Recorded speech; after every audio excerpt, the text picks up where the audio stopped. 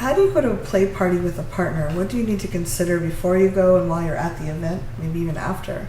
I'm here with Reed Mahalka from readaboutssex.com. Kathy Bartoli from theintimacydojo.com. Yeah. So if you're going with a partner, what are things that you want to... You should tell them beforehand that you're going to an orgy. Well, what if they're going with you? I mean, yeah, but like you should tell them that, honey, we're going to an orgy. Oh, okay. Yeah, that's don't surprise them. Don't blindfold them and lock them in. Don't do it unless they're really into surprises. Yes. So you tell them we're going beforehand. Yeah. Okay. What kind of boundaries is important to set?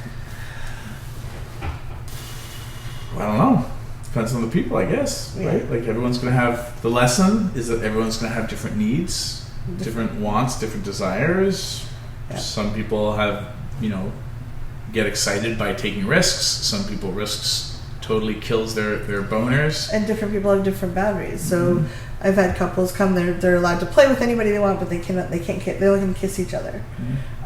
Or they're allowed to play with some friends or certain negotiated partners, but nobody else. Or they can only play together if they're involved with together. Or I've had one where they were supposed to request permission, like introduce the person to their partner and get permission. And one time they didn't, and so that was like, there was a lot of drama. Sure. Because it was like, but I was right there, and no, that wasn't what they agreed. So I've also encouraged couples to have a safe word. To mean not just like to stop the sex, but like I need some space to talk. I need to stop what you're doing may be triggering me, or what's going on may be triggering to me. So just having a word they can use to say, hey, let's take a time out and see where things are at can be useful. What about during the play party? What do you recommend? I mean, this is such a great question because there's so many different answers, and there's so many things that you wouldn't know to think about or ask about until you find yourself in the middle of the thing where it didn't get talked about or asked about, and how you should have talked about this is one of you's really angry. Yeah. Or really jealous, or really, like people don't talk about their surprises that made them feel expansive and amazing. And oh my goodness, when my wife had the gangbang and forgot about me for 2 hours, I felt cut loose and free, and I was expansive. I had this compersion feeling for her, that's not usually and I merged and became one with the universe. No, that's not how we remember the shit that sucks, and that we get angry about. So, one, big picture, have the conversation, if you can, about how will we handle when the unknown shows up that we didn't know how to prepare for, right? Like learning curve moment. Honey, we didn't think to talk about the thing. Got it. So can you, and maybe you go see a therapist together or something like that to anchor this, but like, or there's also some great relationship communication workshops and things like that. But like, how do you anchor that as your default? The world is not falling apart. We just got delivered new evidence that we forgot to talk about something, right? Because that would be really useful for anyone going to a play party event. It's also a useful relationship skill set in your life to begin with.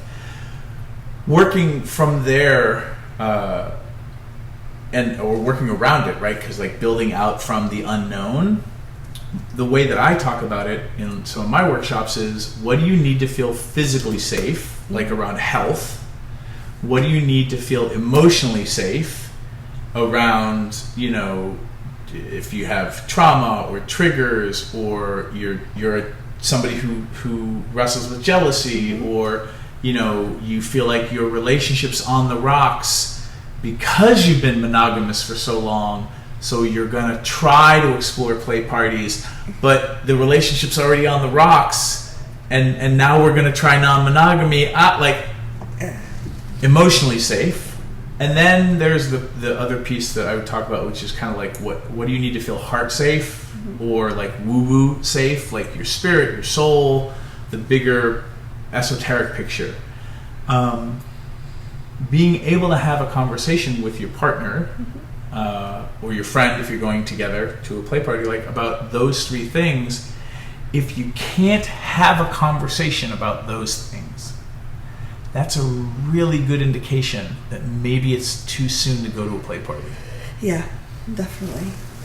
And just even having a conversation about what would make each of you feel good. Is it like, are you going to spend the entire evening together, or like sharing your expectations, and like, can you describe what it looks like? How does the evening look like to you? Because all of a sudden you're hearing things you might not have thought to ask.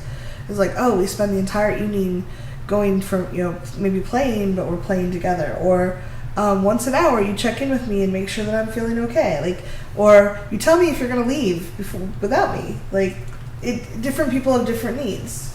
Usually don't leave with the people. Like, don't leave people abandoned there. Unless you have that agreement. Unless that's your agreement. Yeah. Exactly. And understanding that situations will come up, like the candy in the candy store, where people...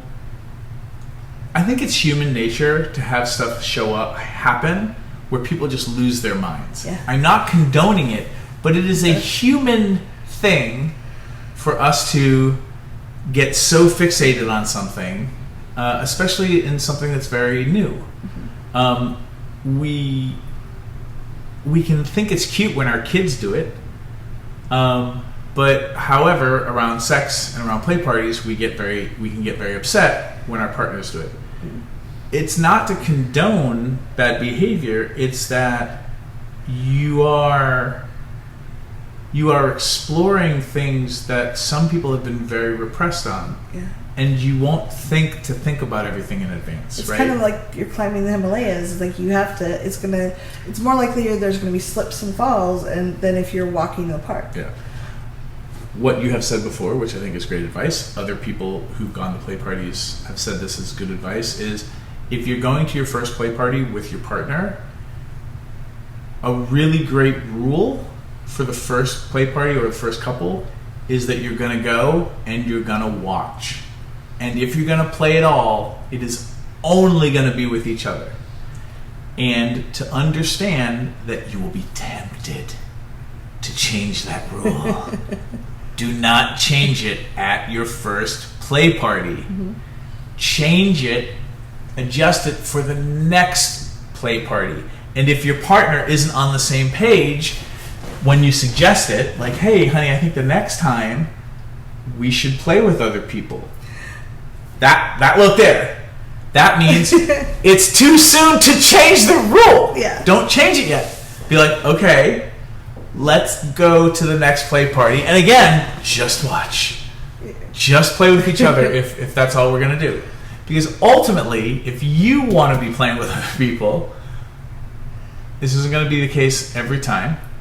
So I might be giving you bad advice. But I think when it is best appropriate to play with other people is when you said that, your partner did the face, you're like, honey, let's not do that, it's too soon. The appropriate time to play with other people is when they are like, honey, I think we should play with other people. And you're like, dear, remember that I did mention that a couple of play parties ago. Yeah, but that wasn't ready then, but now I'll see you later. Well, you know what? Let's go to one more play party and only play with each other. Because, watch what I do here. Because this relationship is really important to me and I don't want to screw it up.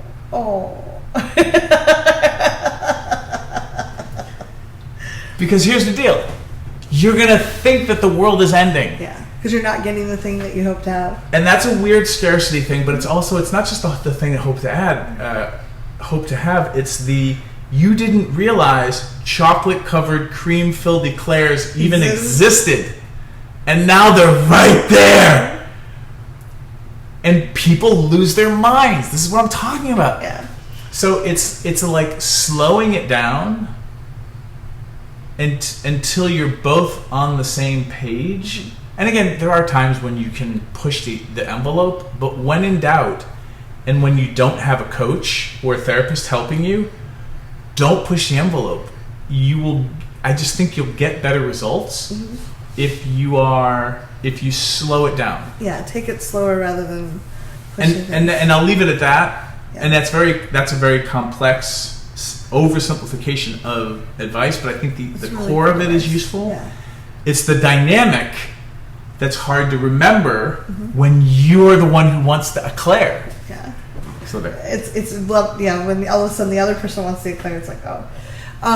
And then aftercare, it's really good to check in with each other, figure out how you both kind of wind down after an event, what you need the next day. Some people have con drop, they have an experience afterwards, or needing some support a day or two after. Do you have a video about aftercare? We do have a video about There you go. aftercare. Done. Handled already. So, Follow you guys.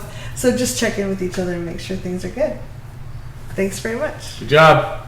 Don't give up.